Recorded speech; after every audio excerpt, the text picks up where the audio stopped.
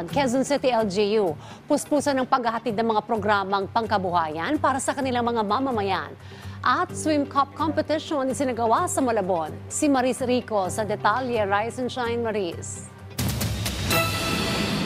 Patuloy ang pagsasagawa ng livelihood training program para sa mga kababaihan ng Coco Hills, Barangay Tandansora na nais matuto ng pillow making. Pinangunahan ng pamahalaang lungsod ng Quezon City ang naturang pagsasanay, kung saan itinuro sa mga dumalo ang tama at epektibong paraan ng paggawa at pagtahi ng unan. Isa ang pillow making sa priority programs ng lungsod upang magbigay ng bagong kabuhayan sa mga kababaihang Q-citizens.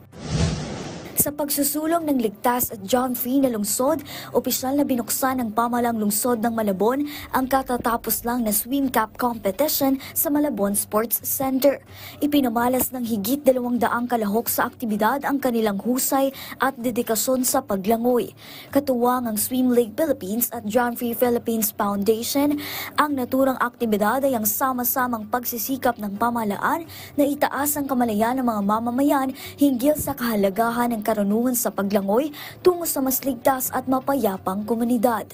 Maris Rico para sa Pambansang TV sa Bagong Pilipinas.